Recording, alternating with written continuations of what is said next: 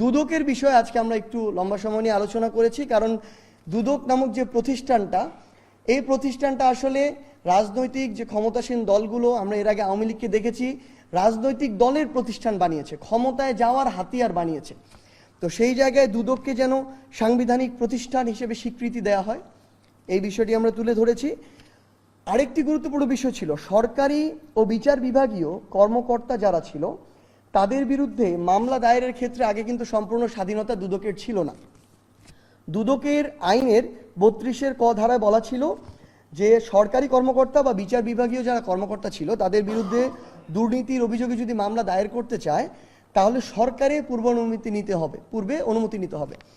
তো এক্ষেত্রে আমরা মনে করি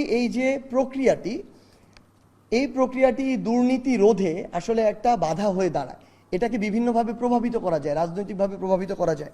তাই আমরা আমাদের পার্টির পক্ষ থেকে স্পষ্ট অবস্থান জানিয়েছি, এই দুদকের 32-এর ক ধারাটি বাতিল করতে হবে। আমাদের সংসদের বিভিন্ন মন্ত্রণালয় ভিত্তিক কিন্তু অনেক স্থায়ী কমিটি থাকে এবং মন্ত্রণালয়ের বাইরেও কিছু স্থায়ী কমিটি আমাদের থেকে থাকে।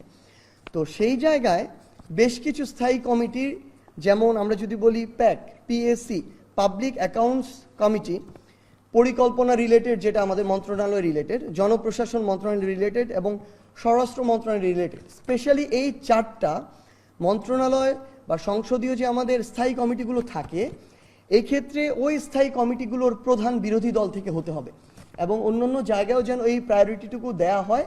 এই ক্ষমতার ভারসাম্যটা আমাদের দেশ সুষ্ঠুভাবে চলার জন্য খুব বেশি প্রয়োজন এবং এই যে আমরা ফ্যাসিবাদী কাঠামোর যে বিলোপ করতে চাই, এই বিলোপ সাধনের জন্য এই ক্ষমতার ভারসাম্যটা প্রয়োজন, যেটা আমরা এই জায়গায় তুলে ধরেছি।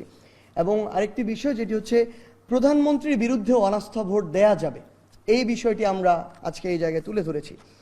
বিচার বিভাগের স্বাধীনতা খুবই গুরুত্বপূর্ণ জায়গা, যেটি আমরা এতদিন আমাদের শুধু প্রত্যাশা না, প্রত্যাশার ধারে কাছেও দেখতে পাইনি। সেখানে বিচার বিভাগের নিজস্ব প্রশাসনিক সচিবালয় গঠন, সুপ্রিম জুডিশিয়াল কাউন্সিল গঠন, প্রধান বিচারপতির জ্যেষ্ঠতার ভিত্তিতে নিয়োগ, বিচারপতি নিয়োগে জুডিশিয়াল কমিশন ও মেধাভিত্তিক পরীক্ষা, আপিল বিভাগে বিচারপতি পদোন্নতিতে নিরপেক্ষ মূল্যায়ন পদ্ধতি এবং বিভাগীয় শহরগুলোতে স্পেশালি হাইকোর্টের স্থায়ী আসন স্থাপন, এই বিষয়গুলো আমরা এখানে তুলে ধরেছি।